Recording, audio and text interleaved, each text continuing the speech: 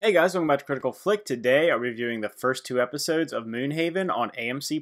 Moonhaven is a new show that has just premiered on AMC+, and they just put up the first two episodes, so I figured I'd give my initial thoughts on the series. The basic premise of this show is that you have Earth is in a state of disarray, you have horrible climate crises, basically the Earth's dying, people are dying on Earth, and they decide to use this AI technology to colonize the moon in a way.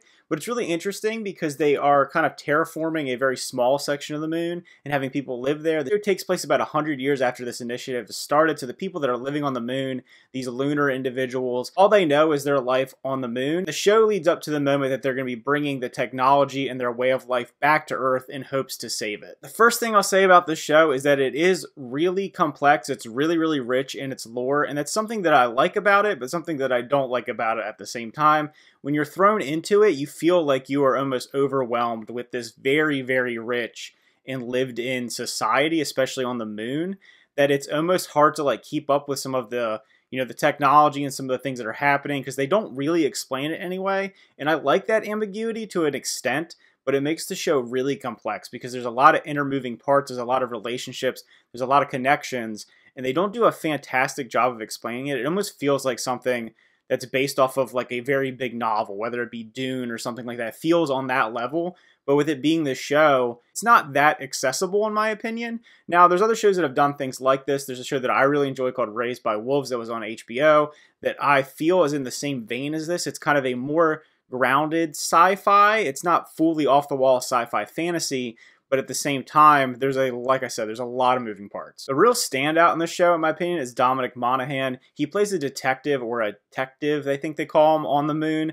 but he doesn't have the experience of a normal detective because the moon doesn't have a lot of crime. It doesn't have a lot of violent crime. It doesn't have a lot of the bad things that Earth has, because the whole point of this colony was to create a utopia that doesn't have the issues the Earth had, so we can get past that. So he has some really lighthearted moments. He's almost like a pure soul. He's almost like, in a way, a child as a grown adult because he doesn't know the bad things of the world. And his interactions with the main character, Bella, who's a lunar cargo earther, so she's from Earth and she travels back and forth to the moon delivering goods and people, but she's never really gotten to live on the moon, so she's more of the grounded earthling in this situation. He's almost like an alien character that's interacting with her. So those back and forths are some of the best moments in the show. Joe Manganella is also in the show. He's not in it a ton in the first two episodes. He has a very brief role. He plays the bodyguard of an envoy who's going there to kind of set up the bridge, set up that initial transfer of people from the moon back to Earth. But he plays, that kind of suave assassin type guy. So he does a good job in it. It'll be interesting how it is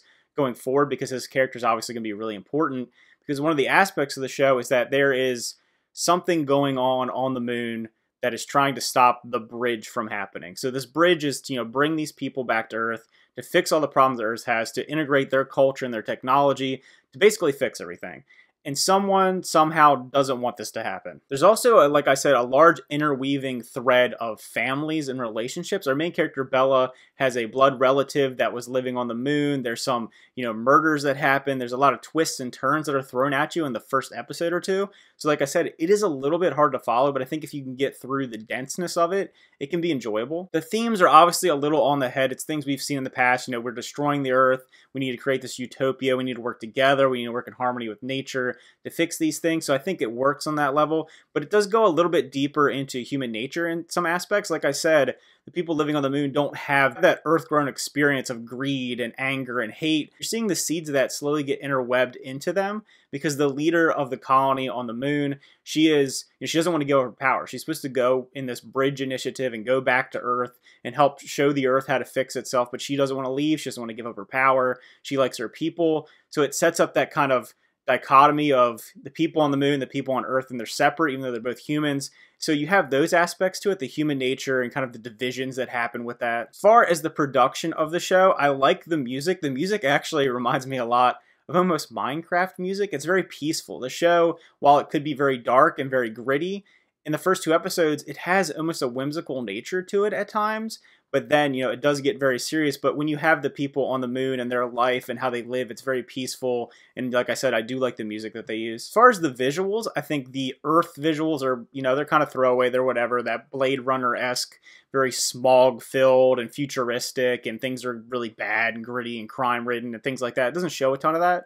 But then when you go to the moon, it's this very lush, terraformed, almost look like Pacific Northwest, like trees everywhere with harmony. All the houses and everything are built of wood. All the technology is mostly wood. They even remark when the ship shows up that, it's made of metal and composition, all these different things that they're not used to.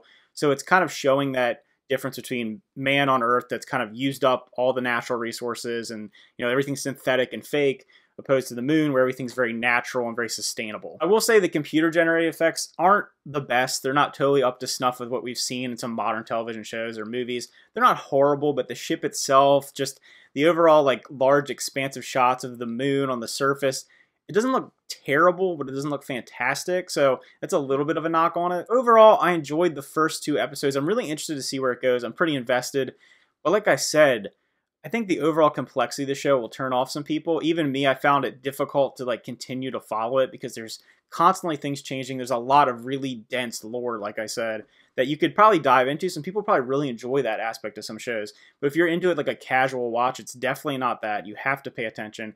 A lot of characters, a lot of different threads that are being woven in between all of them. So if you've checked out the first 2 episodes of Moonhaven, let me know what you think about it. Are you enjoying it so far? Do you like the intricacies of the show, but are maybe you turned off by that? So what do you like about it? What don't you like about it? Leave those comments down below. Remember to like and subscribe, and see you guys next time.